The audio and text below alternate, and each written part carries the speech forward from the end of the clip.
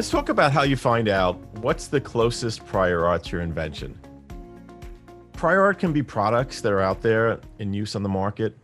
It could also be descriptions of things that have been published in various forms.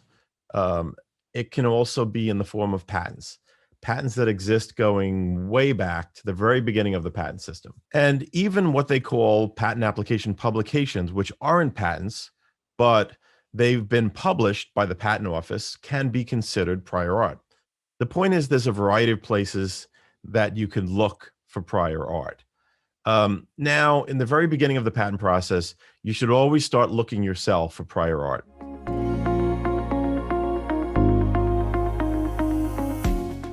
And the places you'd look yourself are the places where you would commonly search if you were looking for your product to buy it. So you probably search the internet for similar products, and you might search in stores, places like Amazon, where you might think that you'd likely find a product like the one that you have in mind. So we're going to assume that you've already searched the marketplace and you haven't found anything similar to the idea.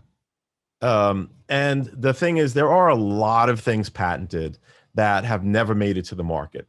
So there are a lot of patents out there, and it often might surprise you what has been patented that's out there already.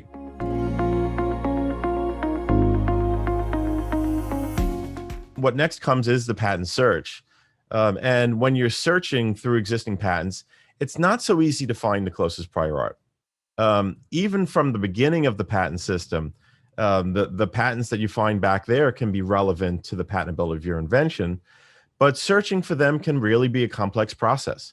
There are some resources available on the internet that can help you to find some of these patents that might be close to your field or close to your invention. But sometimes these standard online patent searches will give you a false sense of security. Sometimes they'll show you a few patents, which give you just enough information to have you believe that you've found the closest prior art.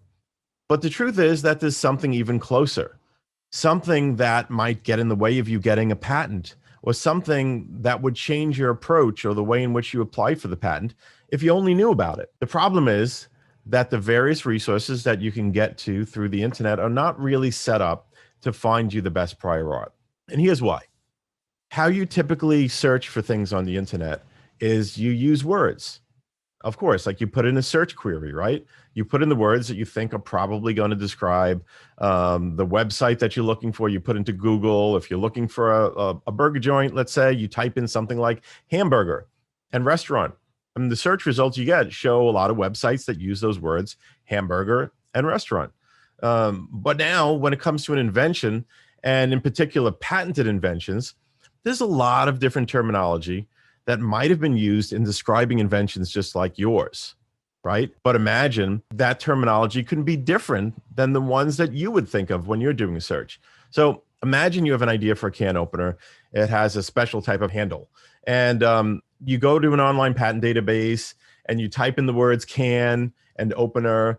And in some of these patent databases, you might come up with a whole bunch of can openers, and you might look through the list and you see there's nothing there, just like your invention. So you may think there's a big difference between my invention and the prior art. So I can actually go ahead and apply for a patent. But the problem is this. What if someone had a can opener that had the same type of handle as you have in mind, but they didn't call it a can opener? They called it a container lid remover, or they called it a device for opening metal containers. It wouldn't appear in the search results, that you got when you search for can opener. This is one of the main reasons why even professionals who try to do patent searches on the internet don't usually get an effective search result, because the results that they find, they can't really rely on when deciding to move ahead with a patent application.